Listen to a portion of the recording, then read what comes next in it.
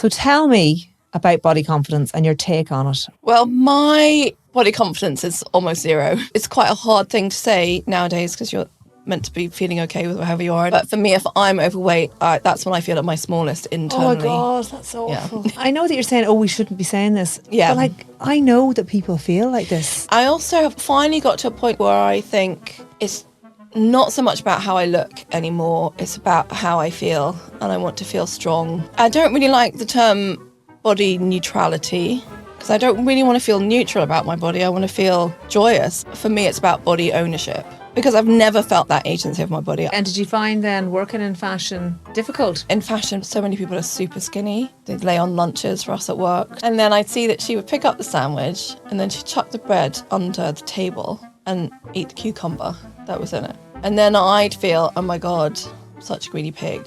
So you never got married? Never got married. And I would say I'm pretty much a perma-single. I also had an editor once tell me that I had nothing in my life that mattered except my job because I was neither married nor had children. And that was a woman. That was not a man. Gosh. Yeah. As a woman, if your uterus hasn't reproduced, then you are as nothing, which is blatantly not true.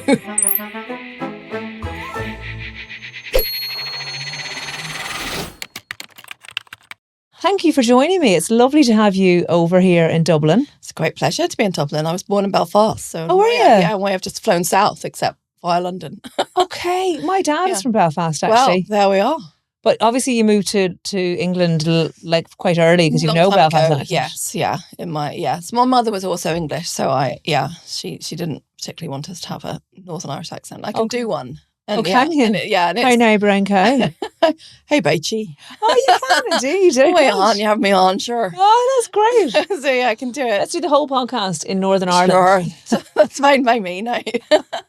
But and it's the accent that's oddly home to me. Yeah. If I hear a Northern Irish accent, I'm like, oh, okay. Well, my dad's lived down here, so I'm 45. My dad has lived down here for about 55 years, and he sounds like he just stepped off the train. He's still got such an accent. And I actually have an accent by default. A lot of people will notice that. Yeah. Just a very soft one. And when I'm talking to someone from the north, it just comes on. But anyway. So I met you in London at a PR event, and I instantly wanted to have you on my podcast because we were speaking about body confidence, which is something that you speak a lot about. Yes. Yeah. So tell me about body confidence and your take on it, why you've got to this place in your life. Well, my body confidence is almost zero. So when I was at You Magazine, I wrote a big story. It's a big cover story, actually. And it was something that had been meant to run, that had come up in a features meeting at some point. And I said, I've just really never had any body confidence.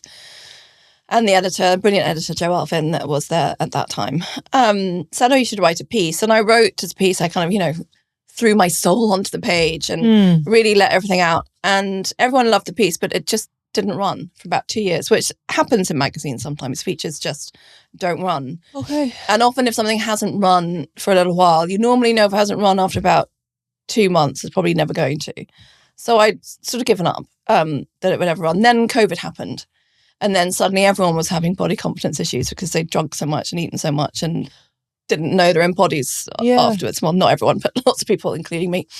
So then the feature got reignited. So I really wrote about the fact that I've never really had body confidence. I've never really felt full ownership of my body. I've never really felt that I have full jurisdiction over my own body. I think I've always felt it was to please other people, or it was disappointing other people, or, I've never really felt that agency, I think. So I wrote this big piece, and that I was also an emotional eater. That's sort of been my hideaway. I'm also a hoarder. I think those personality types often go together. Are you? Yeah, definite hoarder. Okay. And if you ever talk to Nadine Packett, she'll have stories to tell you about my hoarding. That was a couple of years ago that piece came out, because I've been freelance now 2 years, and it was probably 3 years that it was out. And I've since then got to a place, which I think is what I was saying to you at the breakfast, where I've decided I don't really like the phrase body confidence, because I feel that's all about trying to look good in a swimsuit or something like that. Or maybe appeal to the gaze of others or be accepted by others. Yes, I think, and even though I know that's not what it is, I think it's very easy if you have those kind of issues for it to be interpreted that way. It's certainly inside my head. And I don't want to speak for everybody, but, for me, I don't really like the term body neutrality because I don't really want to feel neutral about my body. I want to feel joyous. I want to feel that it is an incredible vehicle, which it is, in which my soul, my personality, whatever you want to think of it as being, lives and resides. And that is the way, it's the vehicle in which I can do everything and see the world. And I've sort of got to a point where I actually think for me, it's about body ownership. Because I've never felt that agency of my body. I want to feel ownership. I want to know how my body works. I want to know what I should be putting into it. I want to figure out different ways I want to move it. I want to do things like take singing lessons and, really feel reverberations. I'd like to go into a soundproofed room and scream my lungs out and know what that feels like, because I've never screamed my lungs out in my whole life. Okay. So I've sort of reached that point with it where I think I just want to own it and own my own story and stop thinking about what other people are thinking about me, or at least try to. Although a lot of my issues, this is such a long answer. A lot of my issues are not really about other people. They're about what's going on in my own head. Yeah. So I am the person that's stopping myself. No one else is stopping me. No one's physically holding me back in a room and saying, don't go in that swimming pool, Edwina, your thighs are far too big. But I will do that to myself. You've mentioned that for as long as you remember, you felt this. So are you saying, I don't know, how long do we remember for? Since we were 5, 6, 7? Is it, or was it a thing in school, or where did it begin? Do you know? I remember feeling very self-conscious at school. I think it's partly because I had quite a dominant mother. And I would say nothing was ever diagnosed or anything, but I would say she was at the very least a narcissist. Okay. So I think that's one of the people that I think felt almost ownership of my body in the way that a narcissistic relationship can be, the way a narcissistic mother can be. She could be very critical and very harsh. Oh. And she could also be wonderful, but she could be those things. And I think I'm quite sensitive.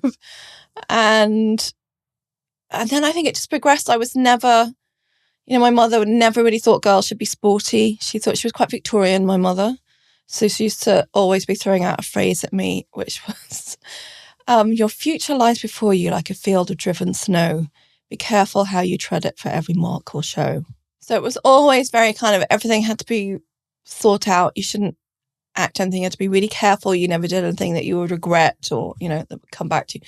So I think she was, I think because of that, and she thought, girls should she didn't want it to be bruised.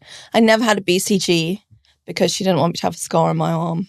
So I never actually had the BCG when everyone else at school had it. So strange things like that. And were you the only girl in the family? No, I have a sister. And was she the same with her? Yeah, she doesn't have a BCG either. Okay, but the boys do? Yeah. Interesting. Yeah, because the girl's arm shouldn't be scarred, but the boy's arm could be scarred. Okay. And she always said that she planned to get the doctor to kind of give us a BCG on our bum at some point where it wouldn't matter that we had a scar, but she never did that. Okay. So to this day, I'm probably one of the few people in the Western world that doesn't have a BCG. So I think there was just quite a lot of old-fashioned thinking and rhetoric around women when I was growing up. And my mother never really thought a girl should be sporty, get sweaty and things like that. So although I was quite good at hockey at school at a certain point, but then when you got to grammar school, it became much more aggressive and people would whack you in the shins with their hockey stick and stuff like that. So I was better at the game when people were just playing and it was kind of fun. Yeah. I think I was even captain of the team at one point in primary school. But then that all, got away from me and I wasn't particularly sporty. It was terrible at PE. It was terrible, all that stuff on the beams. Oh, yeah, okay. The balance and stuff like that. Yes, and I think I could sort of climb rope okay, but it was terrible. And the kind of, what's that horse thing that you jump over? What's that called? What are they called? Pommel horse. Yes, okay. I was terrible at that. I mean, it was just useless at all that stuff. And then I think if you're already that way inclined, and it was a really late developer. I mean, I was still wearing really tragic string vests at school when everyone else was in bras and things like that. Yeah, so that's something I can relate to, Edwina. Really self-conscious. My boobs still haven't come in. I've only got them because I'm overweight. Menopause boobs I've got now. So yeah, I think it was a lot of things that sort of folded in. And would she have been critical of the way you look as well? Would you have never received a compliment about?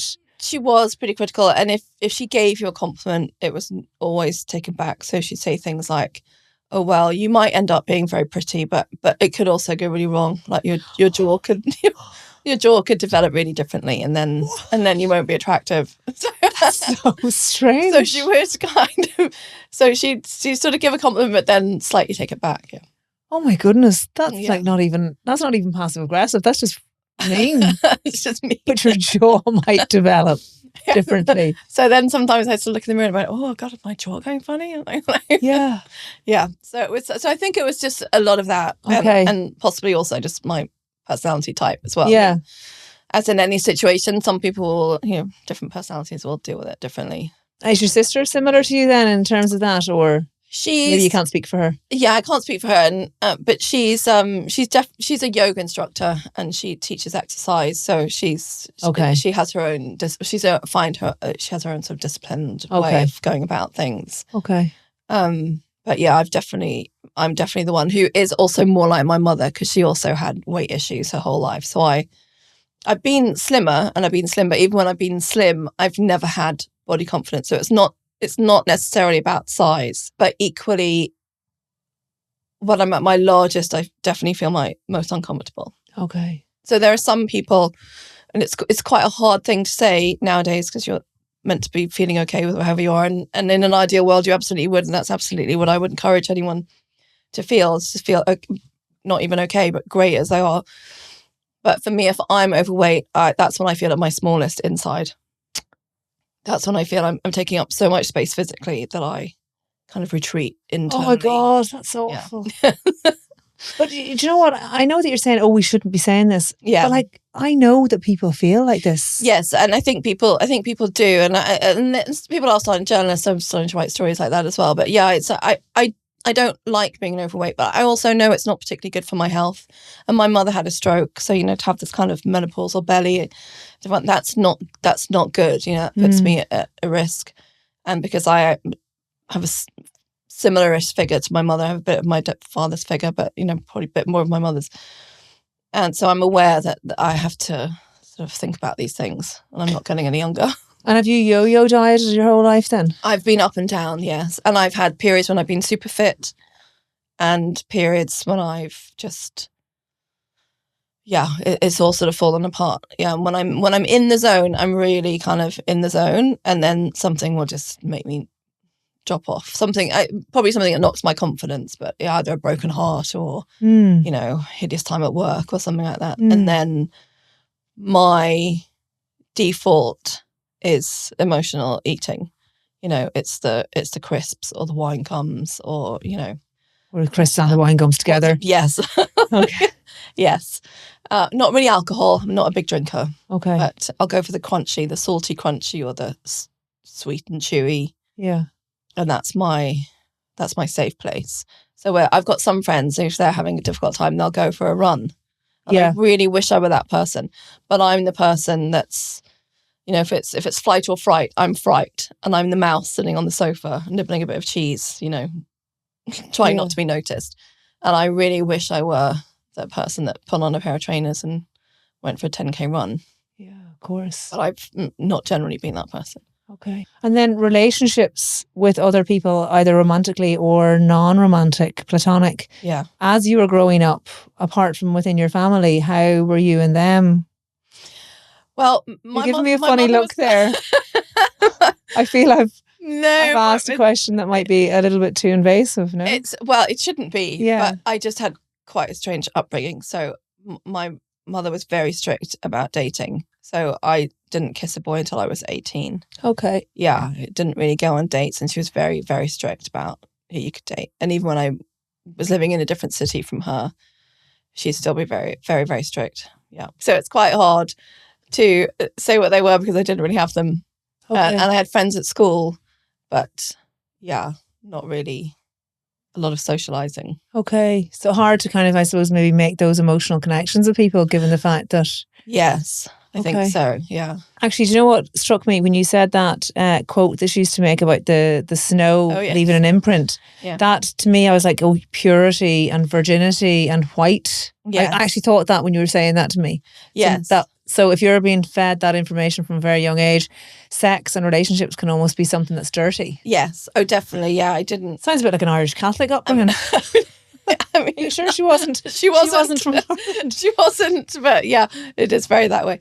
But also probably from another century Catholic or something. Yeah. She was, I mean, definitely I was expected to be a virgin when I got married, and marriage was pretty much the height of ambition that she had for her daughters, that we would get married.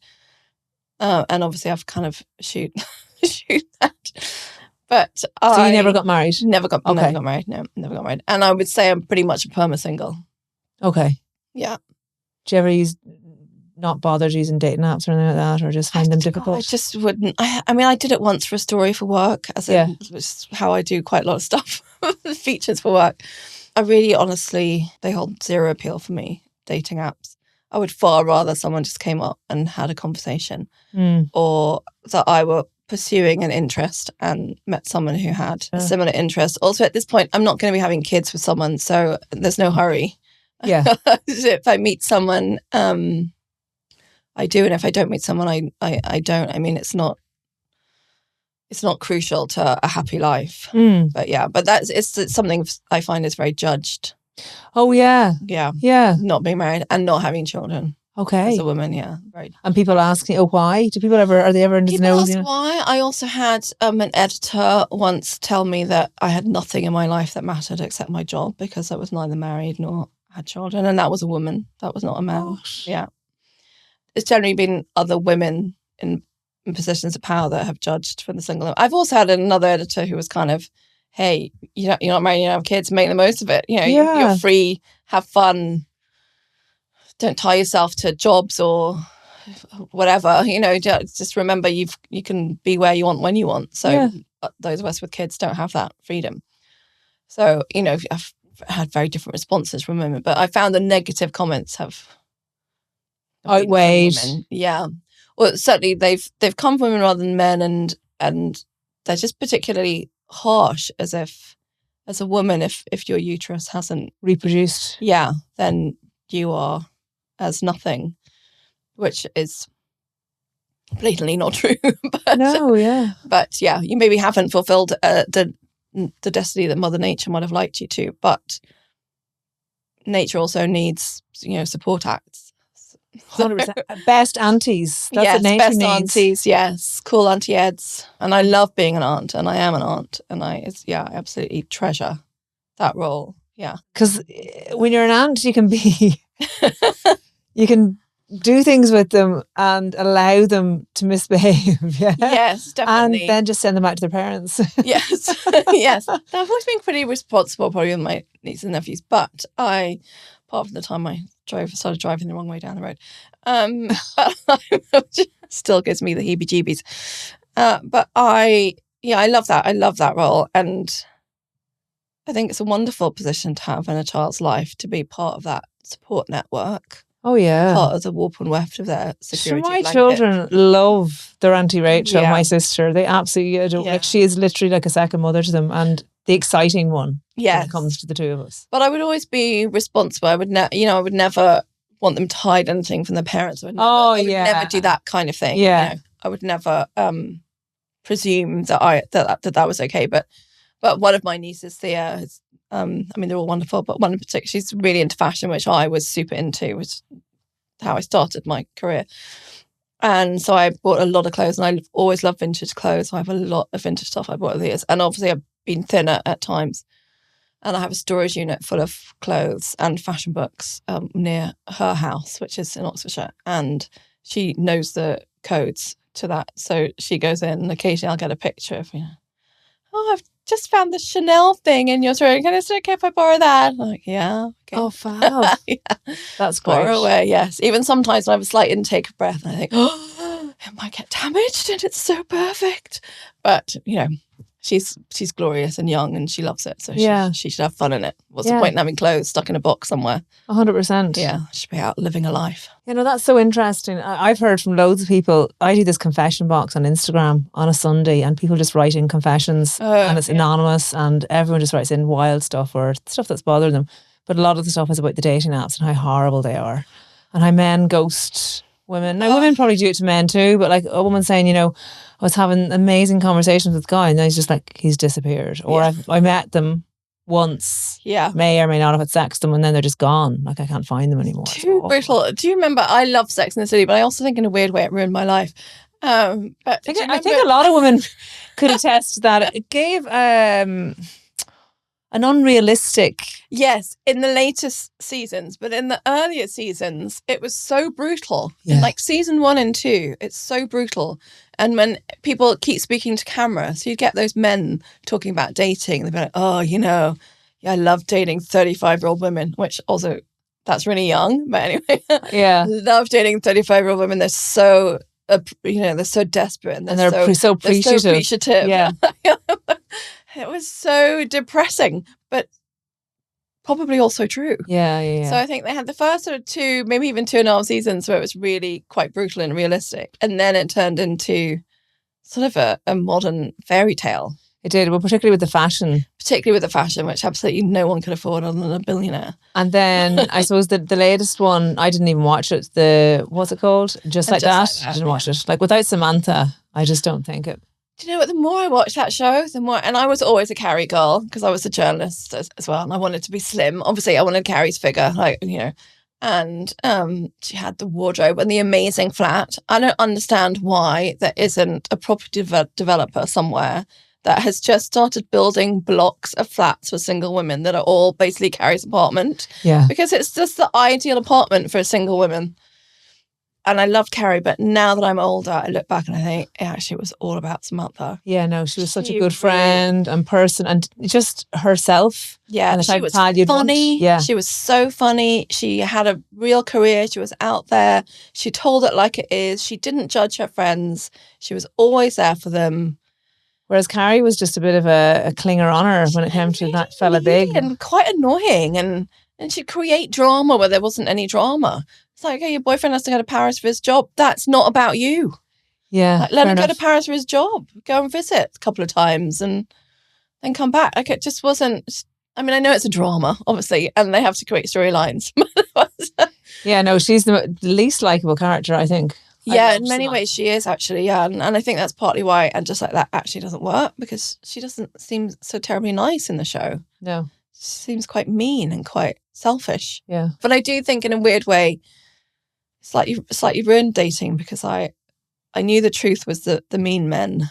And I just didn't really want to deal with that. Okay. But I know friends have been on the apps and, they'll be talking to a guy again, have a couple of nights dates and then they've slept together, whatever. And then he'll say, oh, I'm out of town. I can't see you this weekend. On some of the apps, you can actually see somebody's location. So he says he's out of town. He's on Sloane Street. Yeah. I know. So that doesn't really work. No, it's a wild world out there. Yeah. Also, it feels like a job. It just feels like a job. Oh, well, I know someone, she was a professional dater. She was like, I have to find my Prince Charming. Yeah. And she literally went on dates. Listen to this.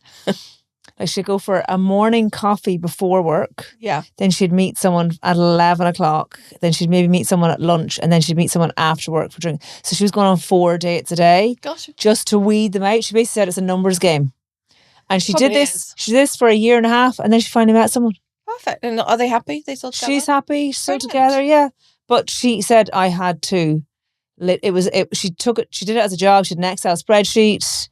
She was on a mission. But that to me sounds fucking exhausting. Yeah, really exhausting. And how do you concentrate on a job? I just wouldn't have that energy to do my actual job well, and then the job of finding a boyfriend. Well, one of them would, not go so well, and I can't afford for the job to not go so well because that pays my rent. I have another friend. He's a guy, and he just says he's got like the same 10 kind of funny stories that he tells on every date that he goes on, and he just to see does she laugh? And then he just says 10 minutes into the date, he just wants to say to her, look, do you like me? Like, do you think you like me? But he says it's just so hard. It's hard, isn't it? But also you don't know. I mean, I know you can have a connection with someone very quickly. And that has happened with me. But I for the most part, especially as you get older, you realise you kind of have to get to know someone. But that's the joy, I guess, of, the menopause. There's no deadline other than, death. Charming. How has the menopause been for you? Cheery part of the conversation. How has the menopause, like that transition, I suppose, because I know you're talking about body positivity and you never liked your body. Yeah. And now there's even more changes to your body. How are you getting on with that? I don't even recognise the body that I never particularly liked. Okay. Yeah. So there have been changes like belly fat. I mean, it just seemed to just suddenly appear. A lot of women would say that, regardless of what size they were before. Yes, it's just, and I know sometimes I see photographs at events and I can see I'm photographed from behind. It's like, oh my God, I mean, I look like the back end of a bus. It's just sort of, oh my God, what happened? So I don't think lockdowns helped. And I was on my own in London. And I just was so terrified I'd be arrested if I was deemed to be too far away from my house, that I didn't even go for particularly long walks because I was just so worried someone would, throw me. So you were actually alone during COVID? I was actually alone. Didn't visit anyone, or no one visited you? No, I was a really good girl. I know, I totally followed the rules. Yeah. So you're your mother's daughter still, doing as you're told. Such a goody two-shoes.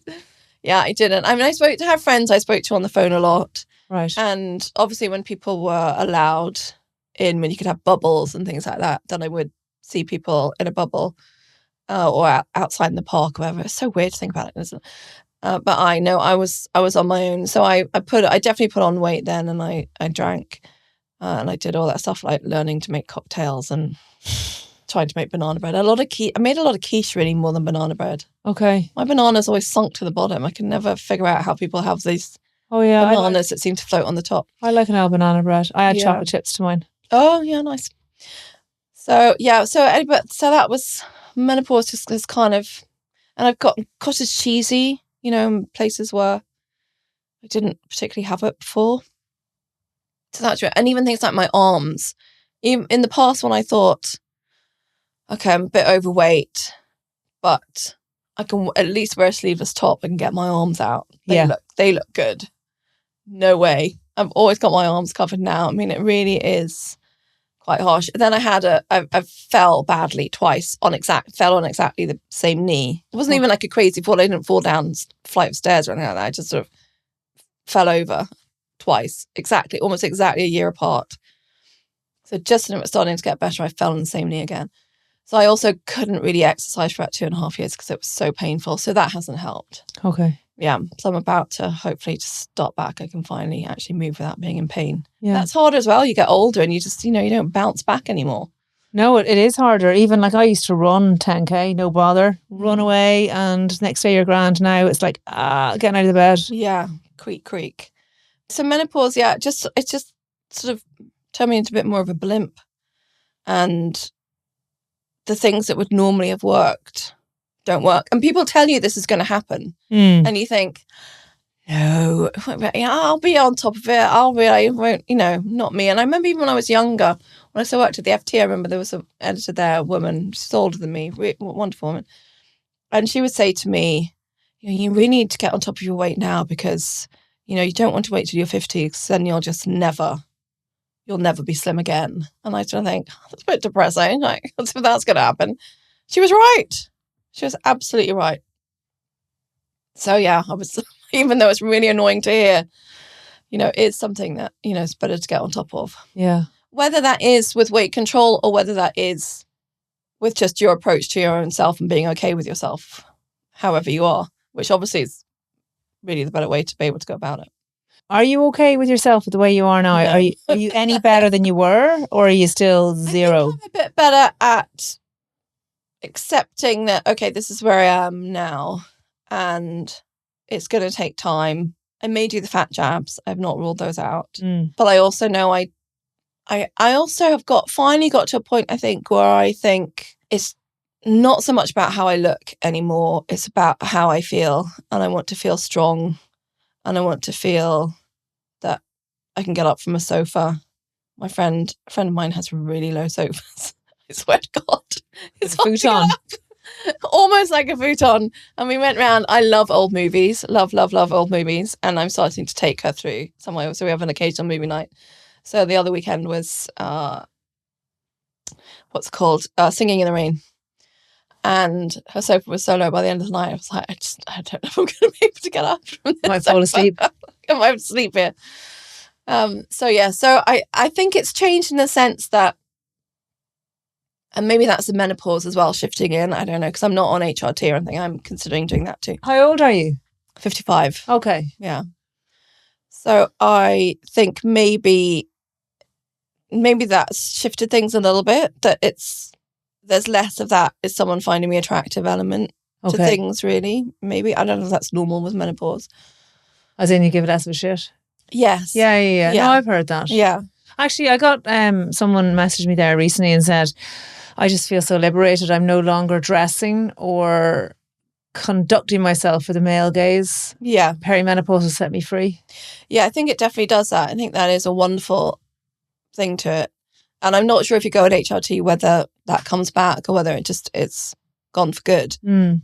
I think it's wonderful. But in all honesty, I never really dress for the male gaze. I dress more for women, I think, for myself and for women. Especially, I think, working in fashion. That's also quite a judgmental space in which to work and full of very skinny people. Okay, and did you find then working in fashion difficult because of that? Because you may not... quite often, because I'd feel quite self-conscious because I knew I was larger than quite a lot of other people. But were you flamboyant with your dressing then? If you loved fashion, would you just dress for your size in the beautiful clothes, or is it more that you're more writing about them? I loved writing about them, and I loved writing about them in context of history, especially fashion, costume, film costume. Okay. But I wasn't wildly flamboyant, but I would wear, I had quite a lot of Boudica and things like that. Some McQueen, not like the really crazy McQueen, but some McQueen. And you name dropped that you had a bit of Chanel, that your niece definitely was after. So definitely had a bit of Chanel. And some Dior, but honestly, a lot of my clothes were vintage. Okay. And I always loved vintage clothes. My mother had lots of kind of old things, which I thought were just the most precious treasure in the world. And she had these sort of 1920s long silk nightgowns that I would wear as ball dresses. But when I started wearing them, people laughed at that. They did not think it was cool. I grew up watching old movies. Loads of them. They used to be on the BBC every Saturday afternoon. They have a double bill. And they'd often go through like actors and actresses. So you'd have, Betty Davis season or, Melvin Douglas season. I think I remember them. Season. They played, because BBC obviously played over here. I think I do remember them on a Saturday afternoon. Yeah, it was so good. And it was always like a double bill matinee, Saturday matinee. So I grew up on and I always looked at there are books about it now, but in those days it would all be the gowns by also people like Irene, Adrian, Edward Stevenson, that really famous woman whose the name of now, Menopause. I'm not going to remember, it'll come to me. But she was very famous and she had her own little glasses, and Edith Head. So she did lots. Helen Rose, who then went on to design Grace Kelly's wedding dress, but she'd done a lot of Grace Kelly's film costumes things. So I always looked for the design by, and I'd be super excited about a movie if it was one of my favourite designers. So I was always really, really into that. Traveller, he was a great, amazing designer. So I had a lot of vintage, and it was really only when people like Kate Moss started wearing vintage that it became a cool thing to do. But people laughed at me for quite a lot of my sort of late teens, early 20s when I was wearing vintage. You were just considered a bit weird. But did you care? Were you just like, I never minded being considered weird. We never minded being considered weird. And I've never minded situations where it's just about my brain. I've never minded if I had to go in front of a room and give a speech. As long as I prepared my speech, as long as I knew what I was going to say and I'd researched that and done my work, I'd be totally fine standing in front of a room giving a speech, because I'm just in my brain talking and thinking. It's when I'm in a situation where I know someone's going to be judging me for how I look that I will find that quite difficult.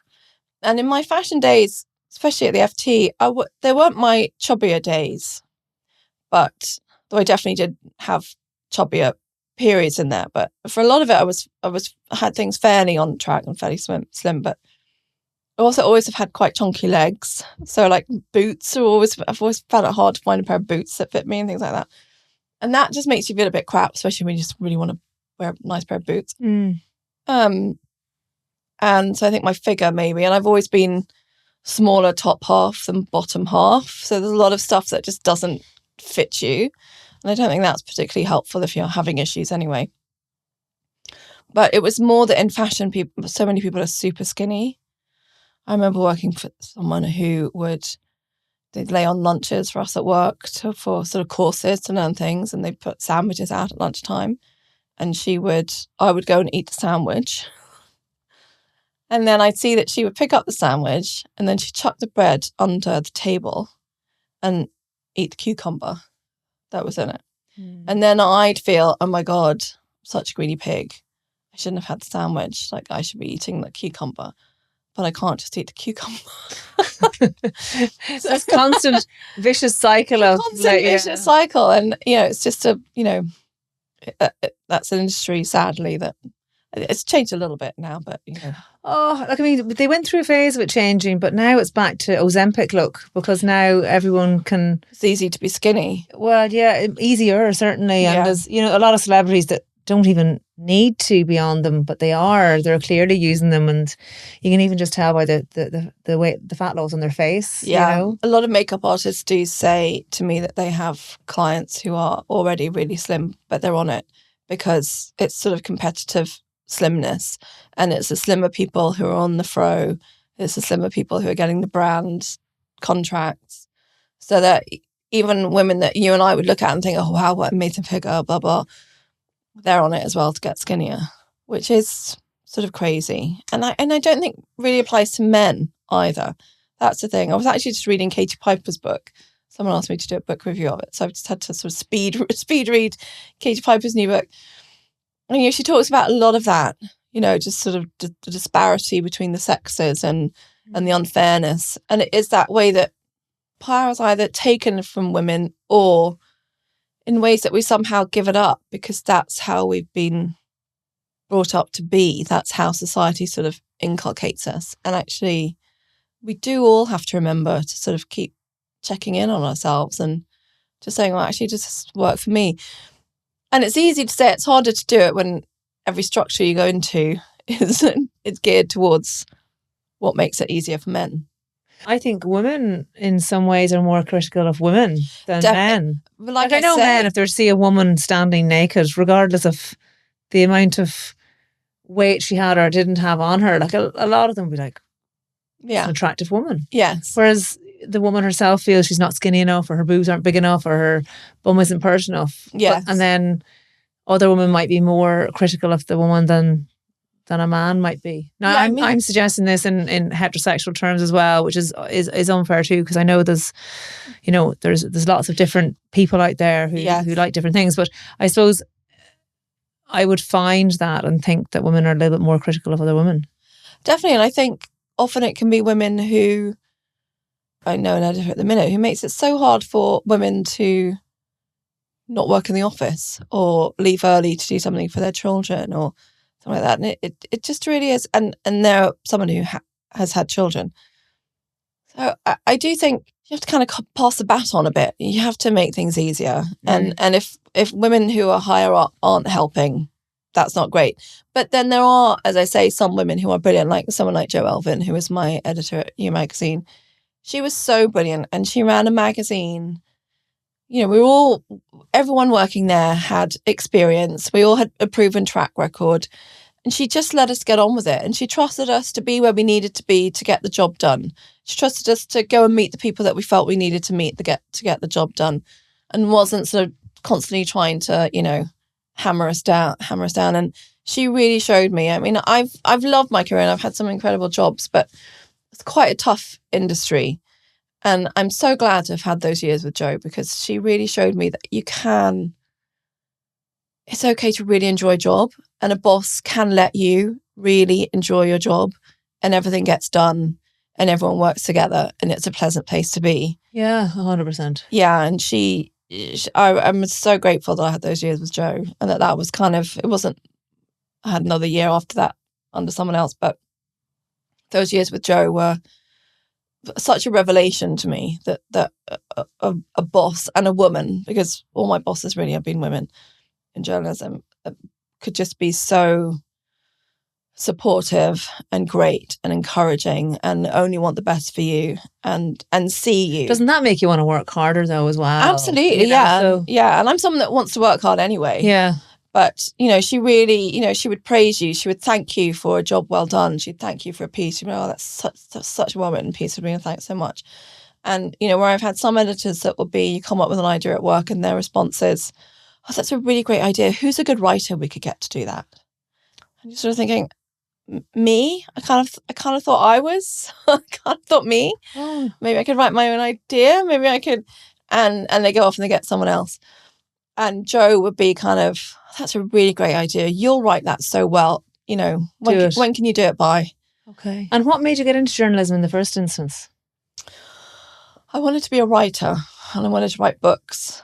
And I thought in my muddle-headed thinking way, I think I saw an interview with Barbara Taylor Bradford once, who said that she believed she'd been a successful writer because she'd been a journalist first. And she'd learned how to make every word count. And she'd learned pace. She'd learned how to make someone want to read to the end of a piece. And she thought that was what had made her a successful novelist. And I was kind of like, I want to be the next Barbara Taylor Bradford. Okay. So clearly I have to become a journalist first. And then I was a teenager in the 80s. So I grew up watching things like Dynasty. So I thought Life in magazines could be something a bit like Joan Collins-esque. Yeah. And then one day I'd be sitting in a corner office, with my feet up on the table and high heels. And your shoulder pads. My shoulder pads and my lipstick. And, I'd be sort of editing magazines. And I loved magazines as well. My mother didn't spend a lot of money on magazines, but we'd normally have what was in those days Harper's and Queen around, very occasionally a Vogue.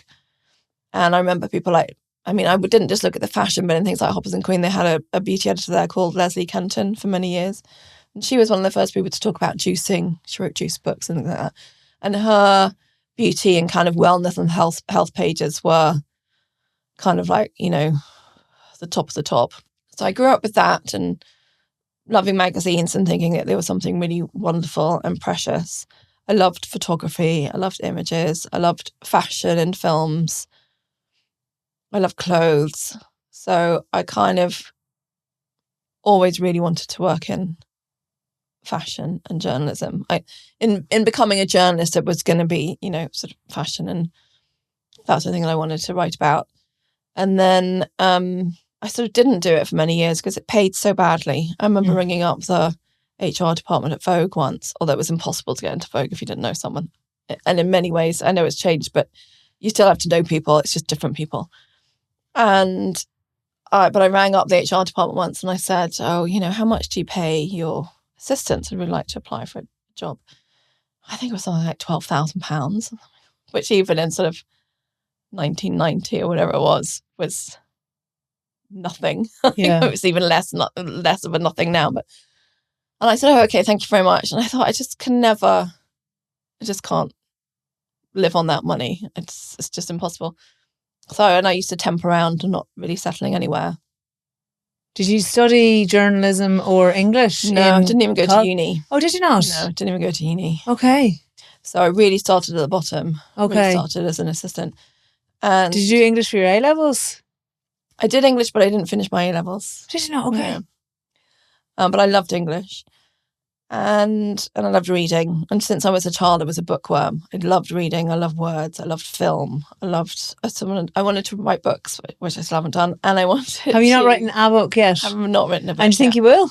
I've started one. Have you? Yeah. In fact, What's I've started it about? about 5. Typical me. So I have 5 ideas now. 5 on the go at the same time. Yeah. The one that I've started the most of is it's a bit of a riff on journalism and social media. Okay. And the two colliding.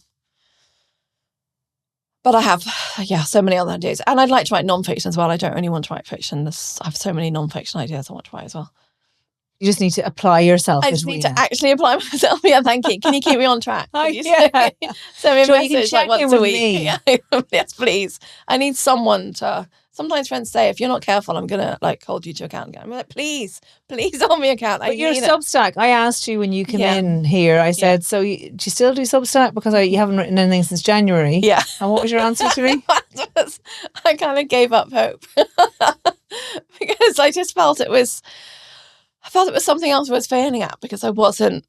I was really hard to grow numbers, and I felt a bit like that Woody Allen quote he has. I think it's in Manhattan or something. He talks about dating, and he's like, I just can't. It's just another way to be rejected. And I felt that Substack was becoming that for me. It was just like another way for people to reject me. So I kind of gave up on it. With Substack, you're writing articles, and then you're promoting the article by probably your social media feeds. Yeah, normally on my Instagram, and I've got I think about 11,000 followers now, so it's not massive. I've never been that active on Instagram, but I am trying to do more, and I'm trying to figure out. It's quite hard sometimes to block out the noise of what everyone else is doing because it's so noisy, and just figure out okay, what am I? Who am I? What do I bring to the table? And sometimes people will say things to me. I remember at some event, someone came up, like I was freelance already, so I wasn't a big job, as I call it. And she came up to me and said, I've been told of everyone in this room, you're the person I should be coming to talk to. And I said, oh, okay. And she said, why is that? And I said, I'm afraid I don't have the slightest clue. You tell me. And other people came up to join us. And I said, oh, I don't know. She came up to talk to me because apparently she said she should. Everyone said I was a person to talk to, but I have no idea why. So only about 5 of us were trying to figure out what my USP was. But I'm very good at honing it in on someone else's. Yeah. I suppose that's all the years of journalism. And, you interview someone, you have to hone in on, okay, that was the interesting bit, or that's a different bit, or this is a trend I've spotted from something else, or a trend that's happened here is leaping over there. But I'm very bad at doing it for myself. Mm.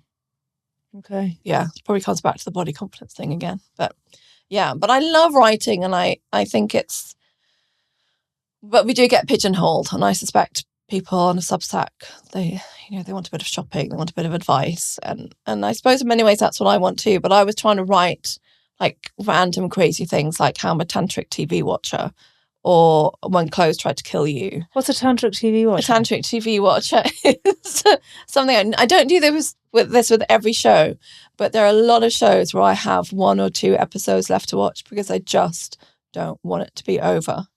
So I keep delaying the pleasure and the pain of having to say goodbye. So Ghosts, I loved Ghosts, but I still haven't watched the final Christmas special. Okay. So I just don't want it to be over, and I don't want to know which ghosts go up to heaven and which ghosts stay. And I will eventually sit down and watch it, but I just can't. Call my agent. I've still got a couple of those to watch. What else have I got? Can you watch a movie to the end? Oh, yes. Okay. Yeah. And if I love a movie, I can watch it over and over again. I mean, I've lost track of how many times I watched Singing in the Rain, but I love it. It's got some of my favourite lines. The dialogue in old movies was so great. Carefully thought out and women were cool. They taught back, not in every movie, of course, but in a lot of those kind of 30s, 40s ones. And His Girl Friday with Cary Grant and Rosalind Russell. I mean, she's a journalist and she's just giving it all back all the time. It's just so witty, so wisecracky. So yeah, I use some dialogue in pieces and things like that. I'll fold in phrases. The way they'd line up a sentence was just so clever. And why did you go freelance with the journalism then? Redundancy. Oh right. Yeah, as is the case with many journos these days. But yeah, new editor came in, and yeah. And is it difficult to freelance? Yes, is a short answer. I love the freedom. I really love it. And I love that I can come to Dublin on a Monday and do a podcast. And that's entirely my choice. I don't have to run it by anyone. I can do that. And I can say yes to things, which is wonderful when you're in those jobs.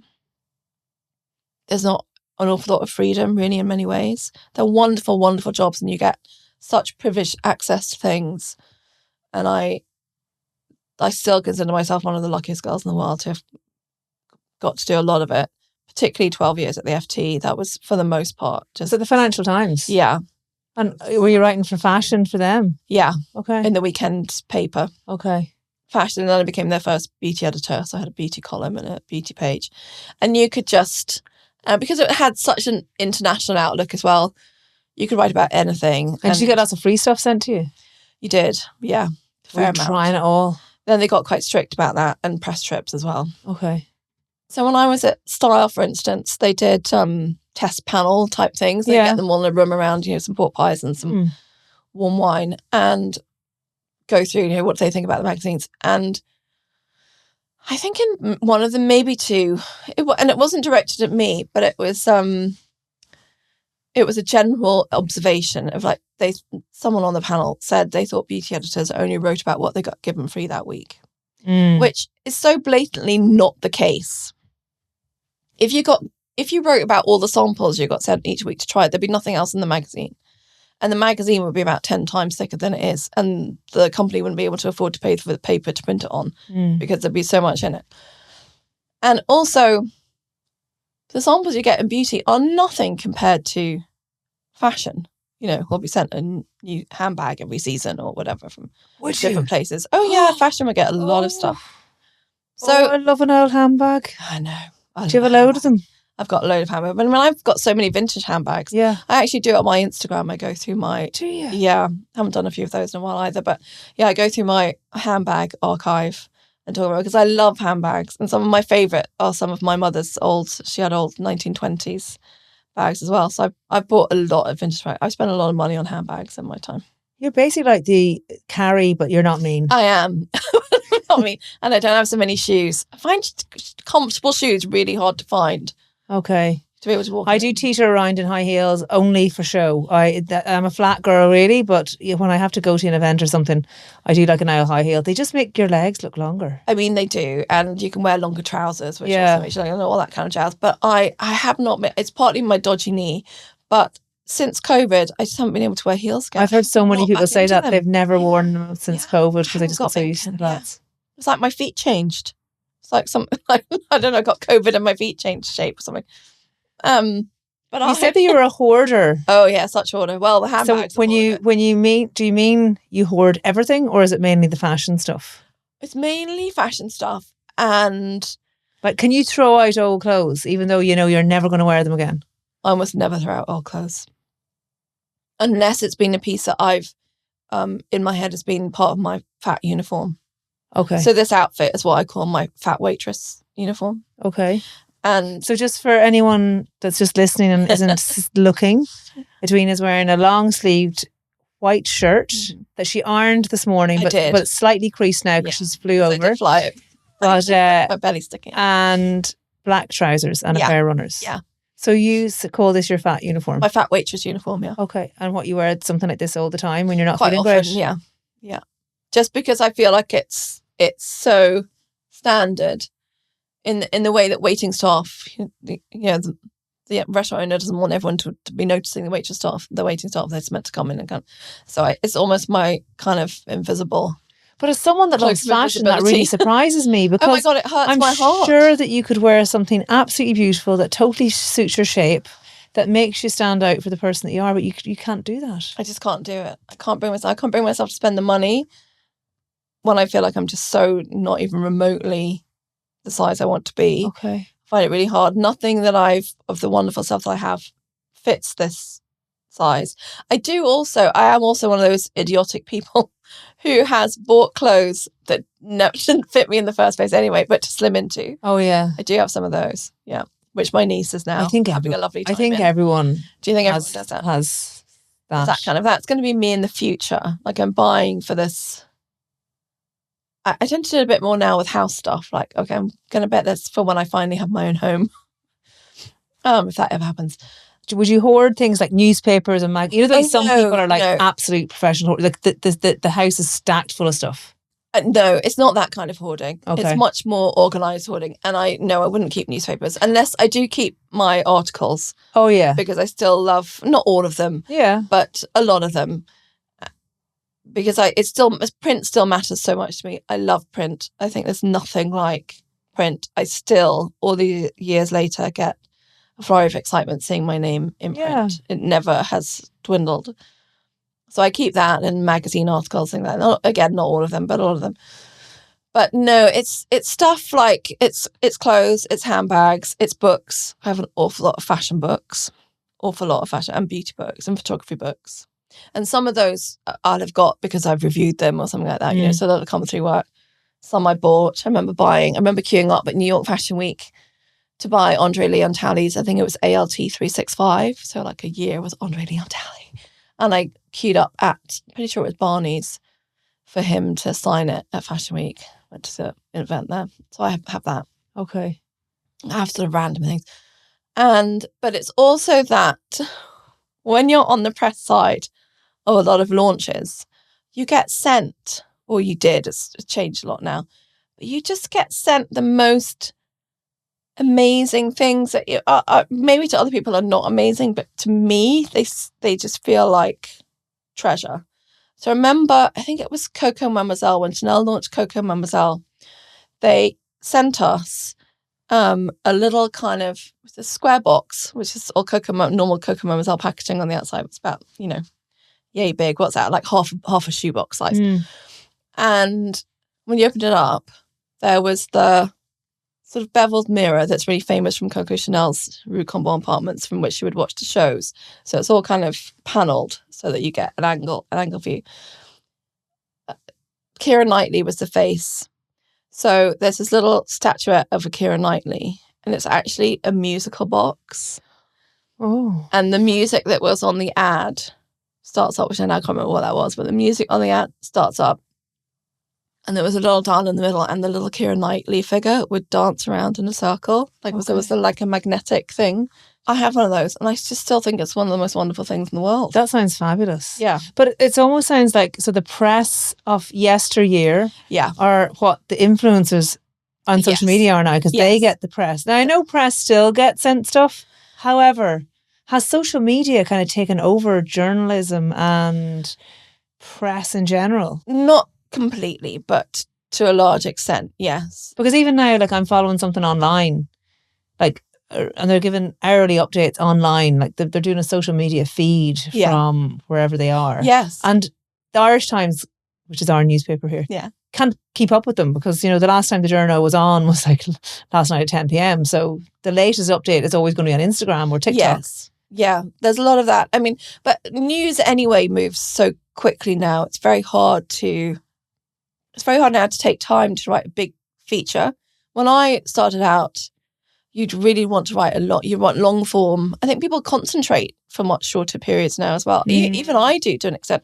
I'll read a book, but if you sit me in front of a kind of 3,000 word article, I'll probably read it in stages. Whereas once upon a time, I would have just sat and read it in one go. Because I've actually taken part in, I've been interviewed for, say, articles, and I've had old school interviewers, and they phone me up and they don't even record it. They actually write what I'm saying. Oh, yes, wow. And then they put a lot of thought into it, and then there's a couple of months before it's going to be released, and it's a big long article.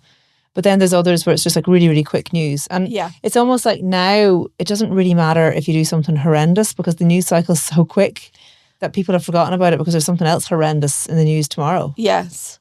Yeah, I think there's just need to sort of bury bad news, which of course the government used to do a lot. But because everyone's forgotten it five minutes later because something else has happened somewhere, or, some head of a free nation has said something idiotic. or his ex-best friend. Or his ex-best friend. So, the pace of it has changed a lot. So there's a phrase people use now called churnalism.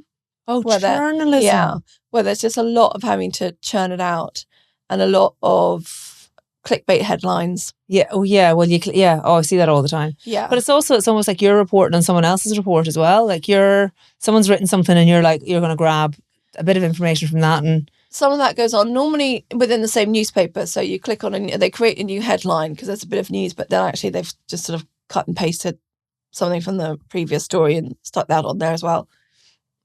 As a reader, I find that really annoying. I don't want to, and I hate clickbait headlines as a reader, because I don't want to click on something and then actually find the features about something completely different. I'd far rather actually just know what I'm going to read. And I often for me, I know it's not the way the industry is going, so it's just me, outlier out here. But I often think, I love a Tom Cruise movie, and I know there are many great quotes from Tom Cruise movies, but actually I think my favourite quote from a Tom Cruise movie is one that somebody else said. And I think it's the Angela Bassett character. And she says, the world needs people like you, people who care about the one as much as they care about the many. And that's what I always loved about newspapers. They cared about the one and the many. And I think there's less space for that now. So when you would pick up an old newspaper, there'd be lots of stories in it that might have quite minor appeal, but they had a whole newspaper to fill. And part of the skill was finding different stories and collating stories from around the country and around the world. And they were great for feature ideas. You flick through a newspaper and you just find a random fact or a random story about a person. And it's just so much less of that now as it moves more and more online, and it moves more and more clickbait, and it's more and more celebrity based or, scandal based or outrage based. And it's probably the problem with my Substack, because I care about the one as much as I care about the many. And in many ways, even though I'm moaning about the fact it's really hard to grow numbers, if one person reads one of my pieces and absolutely loves it, I'd almost rather that than 1,000 people kind of read it and kind of thought it was vaguely something interesting in there, maybe, if they bothered to remember. So in many ways, I should be fine with not having huge numbers because it hopefully means that the people that do, it actually matters too. And would you ever be afraid of, I've read some of your Substack, they're great. They really are. And there's, like you say, every word counts.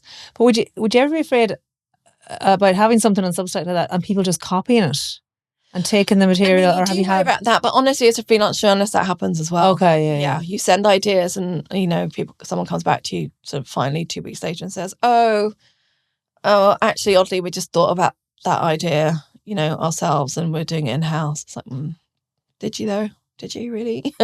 Okay. But that can be the nature of the beast sometimes. Not everyone does that by any means, but that does happen. And what about ChatGPT? Is it affecting journalism, do you think? I think not to a great extent yet, possibly in time. Someone did say to me the other day they saw a feature, one of the magazines online, I can't remember which one, which did come with a byline and an additional, this was also generated in conjunction with AI. Okay. But I think that's still pretty rare.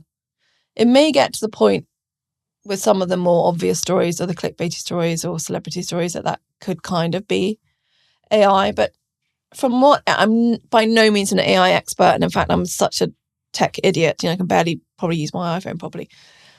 I think anyone who has more knowledge than me of it says that the creative industries are relatively safe because AI in itself is not particularly creative. That said, I know there are a lot of copyright issues and there are a lot of arguments about that. And obviously I'm always on the side of the creative, Well, I know that AI has taken hundreds of thousands of books. Yes, and absolutely. Just got loads of information about how to write from them. Yeah. And they said that sometimes it can put a spin on something that's a bit too romantic because of all the books that it's downloaded. It is interesting. And then other people say, look, it's good to give you thought generation, or you put your own ideas in and you keep finessing it, so it just gets easier for it. You'll write the article in a shorter time period. Yes. But then is that the journalism then as well? Because then it's probably an element of journalism. I mean, I can see how in some instances it can take. So I use, for instance, Otter, the transcription app. It gets a lot of stuff wrong, so you still have to listen through to your interview and go through and correct it. Or even if you go through and you're kind of like, okay, I know the bits I needed from this interview, I just need to go through and find them. Sometimes it can take you a while to find them because they've mistranscribed it so badly. It takes a while. But then you know what you're looking for because you had the conversation in the first place. But Otter also does a kind of summary at the beginning, which is actually generally pretty good and pretty helpful. So the way some people describe it to me is you can let AI do the heavy lifting. So for me, the AI will do the transcription. And maybe if I want to go back and say, for instance, I interview someone, say I went to an event, I normally always record conversations because you just never know when it might be useful. I would always then send someone their quotes and say, we had this conversation and this is what you said. Can I just, verify with you? But especially if they didn't know it was going to be published. But I think it's useful to do that kind of heavy lifting. And it is possible, I suppose, you could direct it to do other heavy lifting for a feature. For me, I would hate that, because for me, the joy of writing a feature is that I sit and craft it. And I'm not claiming I'm Proust or anything like that. But, for me, the joy and the pain is in the sitting, trying to figure out how to bring it full circle, where I'm going to come in. Sometimes you have to savagely slash your own favourite sentence from a piece because it just doesn't work. But that's the process that I enjoy, even if I end up disappointed with myself.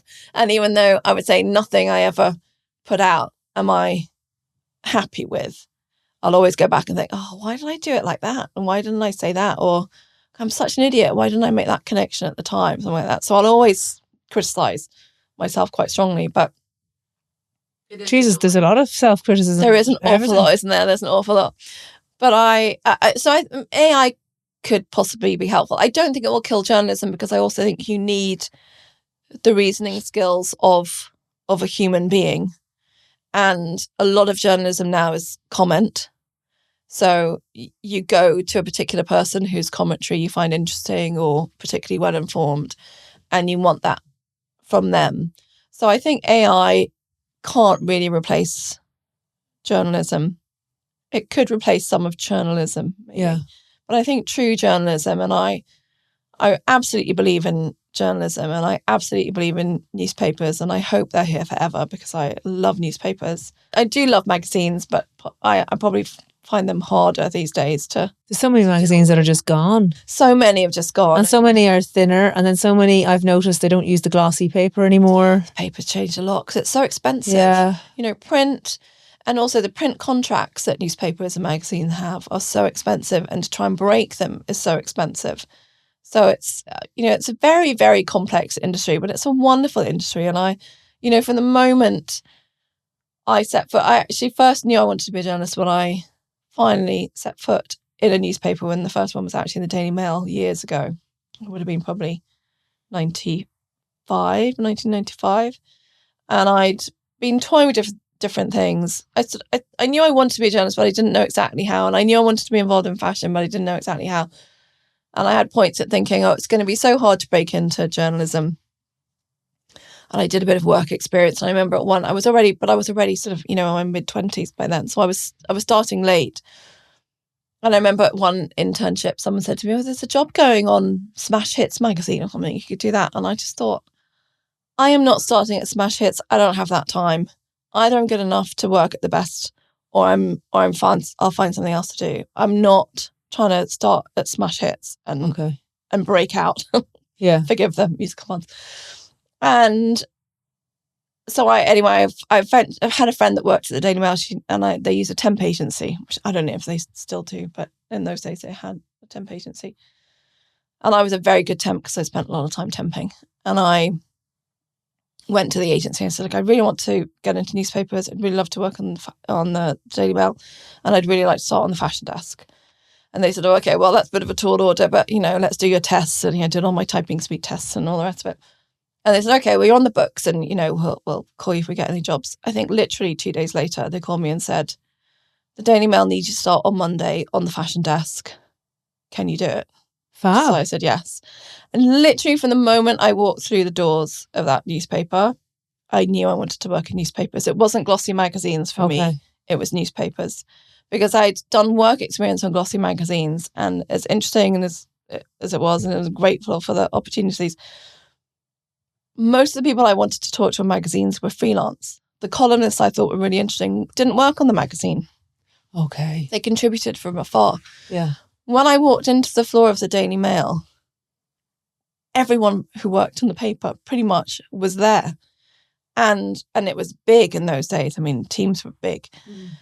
And the internet was around, but not quite the same way. So they still had reference libraries where people cut out articles from the newspaper and put them into relevant folders every day. That was their job.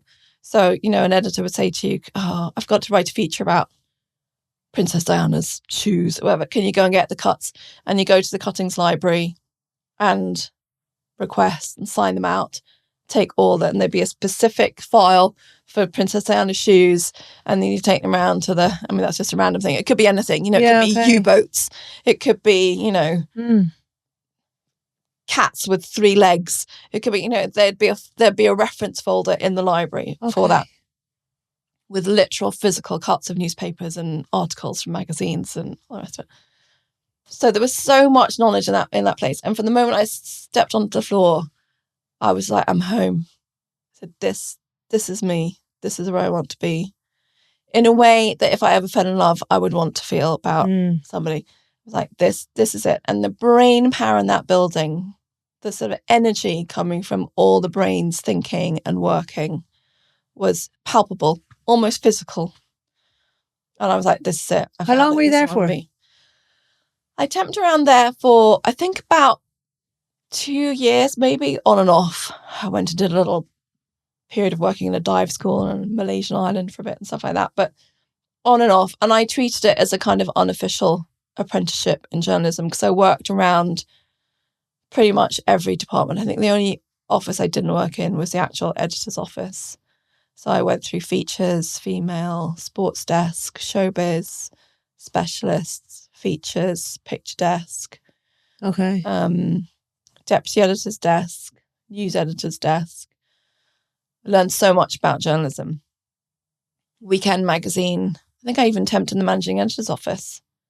And did I temp in those days? It was Nigel Dempster that did the Gossip Diary. And I did tempt in there as well. I think I temped in every department. So I learned so much about newspapers and how they worked. And then I got the job at the FT. Had a job offer from Weekend magazine on the Mail at the same time as a job offer. And you're like, I'm out of here. Just an assistant role, yes. Well, actually, I spoke to a couple of PR friends who I had by then, contacts I'd made. And one of them called Tash, I remember. I haven't seen her in years. And I said, look, what should I do? And she was like, you go to the FT. It's Lucia van der Post, you go to the FT. Yeah. And I went to the FT, and for 12 years, that was like a romance as well. Every day going to the office, my stomach would flip for most of that 12 years. And I'd see the building and I'd just be like, oh my God, I'm just so lucky. I get to come and do this every day. Wow.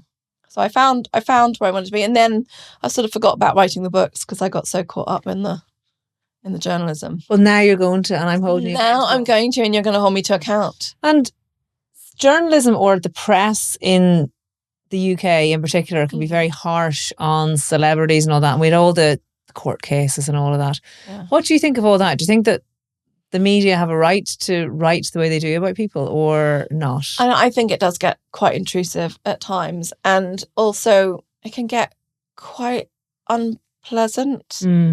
I think the way almost sometimes they do battle. You get a particular paper almost doing battle with a celebrity, and the celebrity's doing battle back. And I'm not sure you're ever going to win if you're not the media. But no, I don't think they should. I think there is a certain interest in people's lives if they are public figures, but I think you're absolutely entitled to your privacy. Was the French are totally, like, they're the opposite. Yeah. You can't write anything, or no one, either you can't write anything, there's rules and regulations, or no one cares about Macron's private life. Yeah. Whereas in the UK, it's like they want to know every single detail. And it's a weird kind of double standard though, isn't it? Because then do you remember when those topless pictures of Kate Middleton sunbathing in the south of France? But they came out in France, in French magazines. So I'm never really even quite clear about what's like, but yet I know their libel laws and everything is so much harder in France. And I mean, I think it's pretty hard to sue for libel almost anywhere. So it was hard to sue anybody about anything. It's cost, unless you're a multi-billionaire. But I think there is too much invasion and sometimes too much criticism. And even if someone is really annoying me, like, I won't name names because I would get, but there are some celebrities that particularly annoy me. Go on, tell me. I won't tell anyone. I find Meghan Markle a bit irritating. Oh.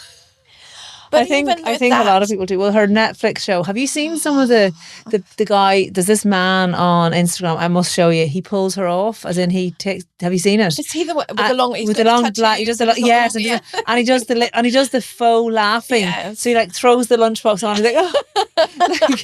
And it's so like her. I keep getting that on my feed as well. I know it's funny. It is funny. It is so like her, and she just. I mean, I don't want to wade in too much, but But there was a point, I think, when they started getting difficult, when they started aiming at the press, and then the press start aiming back. I mean, that is just not a place I'd wish on my worst enemy. Mm. And there was a point I just thought, even though I found her irritating, I just thought that this is too much now. It's actually just getting distasteful. Like, you just can't just stop it. So it can also go too far. And I think to be on the receiving end of that would be terrible. Well, you need to have really thick skin. You really do. And I've had some friends, I mean, not celebrity type friends, but just friends who may be having a problem with something, and they'll say, oh, do you think you can get the paper to write about it? And I say, well, look, I'm happy to show it to the relevant editor if you want me to, and they'll make a decision. But I've got to say to you, you really want to think twice about doing that, because once you go there, you can't go back. No. It's kind of Pandora's box. Yeah. So if you can sort it out another way, I really would advise you to do that, because once you start dealing with that kind of power, it's almost, untamable. Yeah. So, but on the other hand,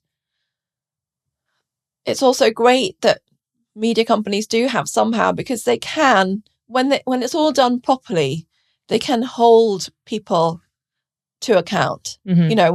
When it's done properly, I think it's wonderful. When it's done meanly and when it becomes vindictive, that doesn't help anybody. It doesn't help the media company. I don't think it doesn't help the celebrity. I don't think it helps the readers. and I think there can be so much harshness in the world. Especially nowadays, and I think social media breeds a lot of that as well. People are so quick to offend and to take offense, because the cycle of everything has become so fast.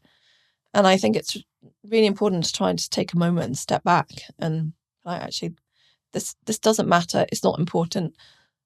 Someone else just getting on living their life is perfectly fine.